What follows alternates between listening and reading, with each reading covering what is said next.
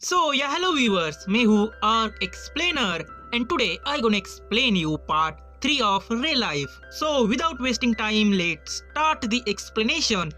Story के start में यो काइजाकी की समरी रिपोर्ट को लैब में ईमेल कर रहा होता है, जिसमें काइजाकी खुद के और उसके फ्रेंड्स के लाइफ में पॉजिटिव चेंजेस ला रहा होता है। तभी स्टोरी पास्ट में चली जाती है, जहां पर योग को सब्जेक्ट 001 के रियल लाइफ एक्सपेरिमेंट के लिए अपॉइंट किया गया था। यानी काइजाकी रियल लाइफ एक्सपेरिमेंट का सब्जेक्ट नंबर 002 होता है। यानी योग काइजाकी से पहले भी किसी को हैंडल कर रहा था, लेकिन उस शख्स की रियल लाइफ एक्सपेरिमेंट सक्सेस नहीं हो पाती और योग के सीनियर्स उसके एफर्ट्स पर सवाल उठा रहे होते हैं। अब योग अपने डेस्क के पास वापस आ जाता है। उसे सब्जेक्ट नंबर 001 का कॉल आता है, जो उसे अपने प्रॉब्लम्स के बारे में बताता है, लेकिन योग उसे अपने प्रॉब्लम्स खुद सॉल्व करने के लिए कहता है ताकि उसका रियल लाइफ एक्सपेरिमेंट सफल हो सके। तभी योग को सब्जेक्ट 002 के डिटेल्स दिए जाते हैं, जहां पर उसे रियल लाइफ एक्सपेरिमेंट के लिए सिलेक्ट किया गया था। योग उसके पास जाता है, जहां पर वो कुछ सामान लेने के बहाने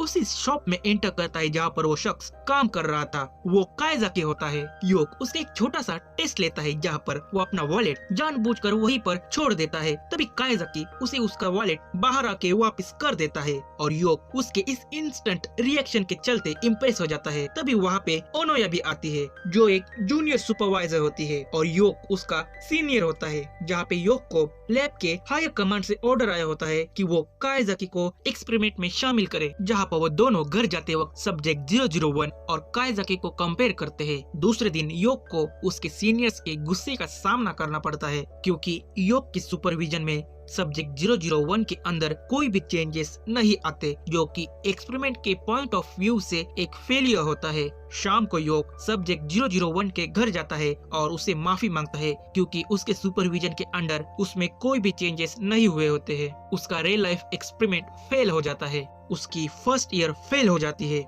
दुखी योग बारिश में अपने घर के रास्ते निकल पड़ता है, जहाँ पे ओनोया उसके लिए अम्ब्रेला लेकर आती है। योग बहुत ही स्ट्रेस में होता है, क्योंकि उसके लिए अब सब्जेक्ट 002 को चुना गया होता है सुपरविजन के लिए, जबकि उसके सुपरविजन में सब्जेक्ट 002 का एक्सपेरिमेंट फेल हुआ होता है। उसके सीनियर्स ने उस पर एक और बार भरोसा दिखाया होता है, लेकिन ओनोया उसे एनकरेज करती है कि तुम उन दोनों को एक्सपेरिमेंट में सफल बना दोगे, खुद पर भरोसा करो। योग का कॉन्फिडेंस थोड़ा सा बढ़ जाता है और वो काइजाकी पर नजर रखना स्टार्ट कर देता है। परफेक्ट टाइम पे योग काइजाकी को इस एक्सपेरिमेंट में शामिल कर लेता है और ऑफिशियली वो उसका सुपरवाइजर बन जाता है। ये सारा इंसिडेंट हमें योग के पॉइंट ऑफ व्यू से दिखाया जाता है। योग ओनोया के घर जाता है, जहाँ पर वो उसे भी अपने साथ शामिल कर लेता है और उसे एक हाई स्कूल के एज की लड़की बनने के लिए कहता है और सब्जेक्ट नंबर 001 के साथ 002 पर नजर बनाने के लिए रखता है। वो अब से एक जूनियर सुपरवाइजर बन जाती है। उसकी बातें सुनकर ओनोया भी थोड़ी सी एक्साइटेड होती है। उन दोनों को यही लगता है कि वो सब्जेक्ट नंबर 001 और 2 के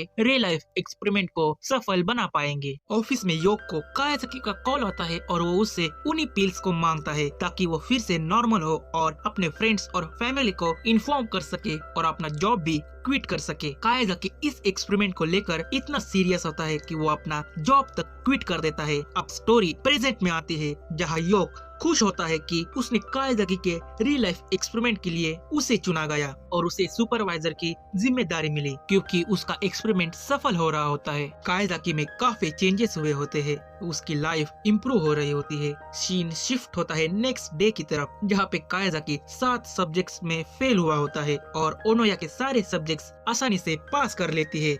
ओया भी उसके प्रोग्रेस को देखकर खुश हो जाता है। उनकी टीचर फेल स्टूडेंट्स को री एग्जाम देने के लिए कहती है और फेल स्टूडेंट्स को स्टाफ रूम में बुलाती है, जहाँ पर काइजाकी 7 सब्जेक्ट में फेल हुआ होता है। इसलिए उसकी टीचर थोड़ी सी परेशान होती है, लेकिन वो उसे कहती है कि तुम री एग्जाम्स में जरूर पास हो जाओगे। तभी वहाँ पर तमारा आती है। वो भी 5 सब्जेक्ट्स में फेल हुई थी और ऊपर से वो वॉलीबॉल टीम की कैप्टन भी होती है। इसलिए उसकी टीचर यानी उनकी कोच उसे ये कहती है कि तुम इन सब्जेक्ट्स में जल्द ही पास हो जाओ, ताकि तुम अपने गेम पर ज्यादा ध्यान दे सको, क्योंकि टूर्नामेंट बेहद जल्द होने वाला होता है। काइजाकी और तमाराई स्टाफ रूम के बाहर आते हैं जहाँ पर टमारा को स्पोर्ट्स स्कॉलरशिप मिली थी, इसलिए वो इस स्कूल में एडमिशन ले पाई जहाँ पर उसकी चाइल्डहुड फ्रेंड्स अकीरा और नोबो भी इस स्कूल में थे। टमारा अपने वॉलीबॉल प्रैक्टिस करने के लिए चली जाती है और कायजाकी वापस क्लासरूम में आता है जहाँ पर हिशिरो भी होती है। उसे भी पता चलता है कि कायजाकी 7 सब्जेक्ट्स में फेल हुआ है। कायजाकी उसे इन बातों पर ध्यान देने के लिए नहीं कहता। कायजाकी खुश होता है क्योंकि हिशिरो ने अपने लिए नए दोस्त बना लिए होते हैं। कायजाकी हिशिरो के साथ घर जाता है।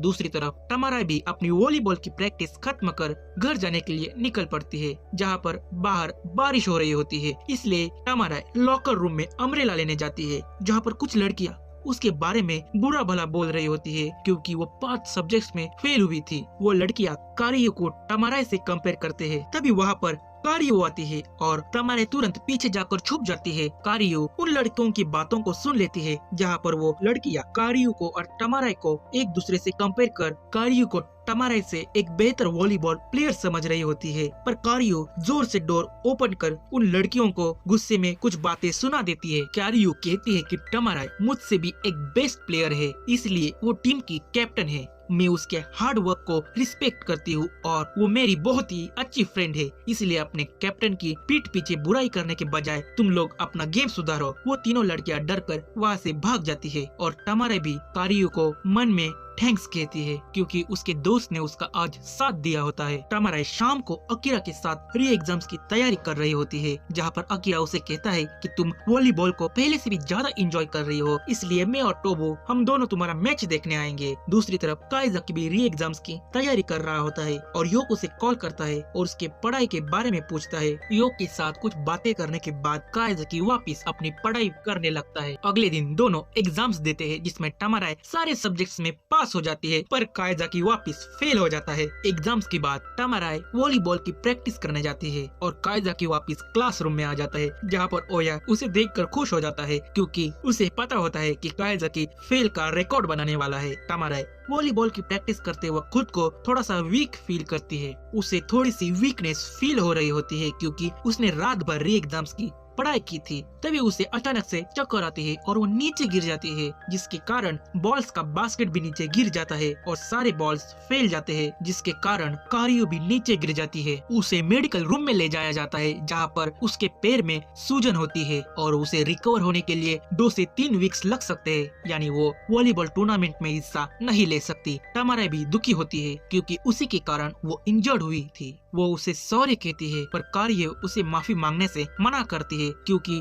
गेम्स खेलते वक्त हाथ से हो जाते हैं। टमारा कहती है कि तुम फिर भी टूर्नामेंट में हिस्सा ले सकती हो, प्लीज ऐसी उदास मत रहो। कारियो गुस्से में आकर कहती है अगर इस हालत में मैं टीम का हिस्सा बनूंगी तो हमारी टीम जरूर हार जाएगी और तुम हमारे टीम को संभाल सकती हो, मेरे होने ना होने से कोई फर्क नहीं पड़ता। उसकी बातें सुनकर टमारा दुखी हो जाती है और रोते हुए वहाँ से चली जाती है। कारियो भी अपने आंसू रोक नहीं पाती। टमारा रोते हुए ग्राउंड पर आती है जहाँ पर अकीरा उसे रोते हुए देख लेता है और टमारा उसे सारी बातें बता देती है। सुबह स्कूल में टमारा अकेले ही होती है और हिशिरो को अपने साथ लंच करने के लिए बुलाने जाती है। हिशिरो कारियो के बारे में पूछती है क्या वो नहीं आई, तो टमारा जवाब देती है वो आज स्कूल नहीं आई। वो दोनों लंच करने के लिए कैंटीन जाते हैं। योग उन पर भी नजर बनाए होता है। लंच करते वक्त हिशिरो उसके फेस को देखकर समझ जाती है कि टमारा किसी तो परेशानी में है और कुछ तो बात है जो मुझसे वो छुपा रही है। कारियो लंच ब्रेक के बाद स्कूल आती है और सीधा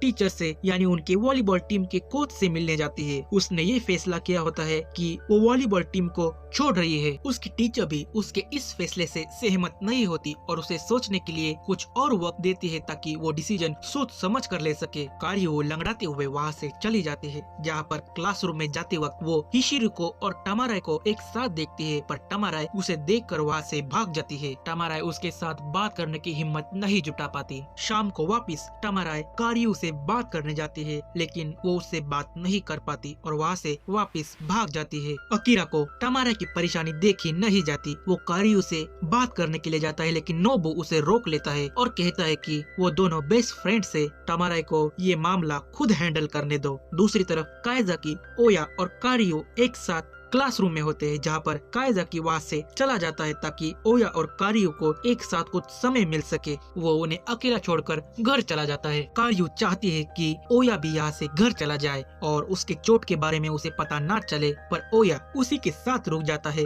स्टडी करने के लिए। कारियो उसे फोर्सफुली घर जाने के लिए कहती है और उसे जोर से धक्का देती है, जहाँ पर वो दोनों नीचे गिर जाते हैं।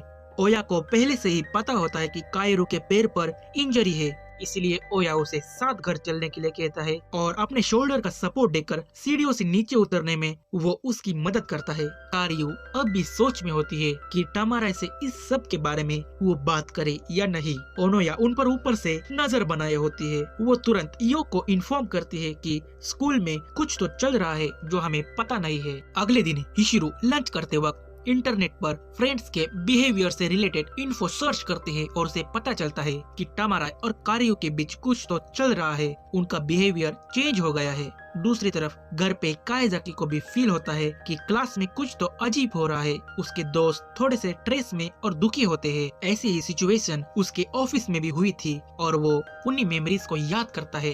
वो मेमोरीज उसे हर दिन हॉन्ट कर रही होती है। तभी उसे हिशिरो का मैसेज आता है, जहाँ पर उसे उसके साथ कुछ बात करनी होती है। वो उसके घर के सामने ही होती है। कायाजाकी थोड़ा सा नर्वस हो जाता है और खुद को संभाल कर उसे घर के अंदर ले लेता है और उसे पीने के लिए कुछ कोल्ड ड्रिंक्स सर्व करता है। तभी योग का उसे एक और मैसेज आता है, जिसमें वो कहता है कि उस पर कूद मत जाना, खुद पर थोड़ा कंट्रोल बनाए रखना। वो उन पर नजर बनाए होता है। हिशिरो से कहती है कि कारियो और तमाराई का बिहेवियर चेंज हो गया है। वो पहले तो एक दूसरे के साथ बहुत ही ज्यादा वक्त बिताया करते थे, पर वो अब एक दूसरे के साथ बात भी नहीं करते। मैं उन दोनों के प्रॉब्लम्स को सॉल्व करना चाहती हूँ। वो उसे कहती है कि लास्ट ईयर में जब दूसरे स्कूल में थी, तब मेरे फ्रेंड को उसके क्लासमेट्स बुली करते थे, लेकिन मैं उसकी मदद नहीं कर पाई और मेरे लापरवाही के कारण उसे वो स्कूल छोड़ना पड़ा। लेकिन इस बार वो अपने फ्रेंड्स की हेल्प करना चाहती है। उसकी ये बात सुनकर कायाजाकी को उसके ओल्ड मेमोरीज हॉन्ट करने लगती है, जहाँ पर वो अपने सीनियर कलीग्स की मदद नहीं कर पाया था। वो उसके तकलीफ को नहीं समझ पाया था।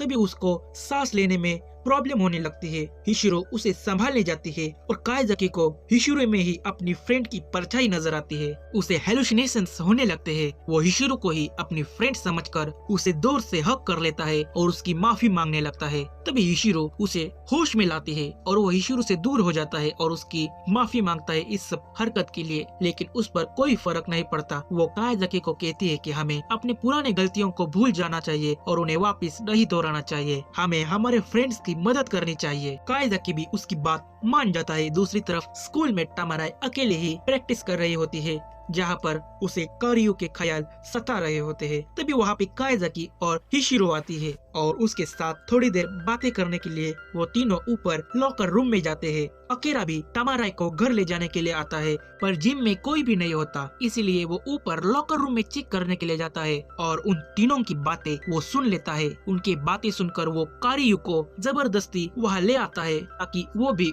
उन तीनों की बातें सुन ले। वो सब लॉकर रूम के बाहर बैठ जाते हैं। हिशिरो तमाराई को कारियो के साथ बात करने के लिए कहती है ताकि वो एक दूसरे के बीच क्रिएट हुई गलतफहमियों को दूर कर सके। तमाराई कहती है कि मैं उसके साथ बात तो करना चाहती हूँ, लेकिन मुझ में इतनी हिम्मत नहीं जो उसके साथ बात कर सकूं। वो उसे कहती है, जब मैं नई नई इस स्कूल में आई थी तब मुझ में इतना कॉन्फिडेंस नहीं था जो नए प्लेयर्स के साथ मैं गेम खेल सकूं, लेकिन मेरा कॉन्फिडेंस बढ़ाने में एक शख्स ने मेरी मदद की थी। इसी के साथ इस सीरीज का पार्ट 3 यहीं पे खत्म हो जाता है। वो शख्स कौन था जिसने तमाराई का कॉन्फिडेंस बूस्ट किया था? क्या तमाराई और कारियो फिर से दोस्त बन पाएंगे? जानने के लिए इस चैनल को जरूर सब्सक्राइब करें और बेल आइकन दबाएं ताकि इस सीरीज के नेक्स्ट वीडियो का नोटिफिकेशन आप तक जल्द से जल्द मिले। मिलता हूँ नेक्स्ट वीडियो में। जय हिंद।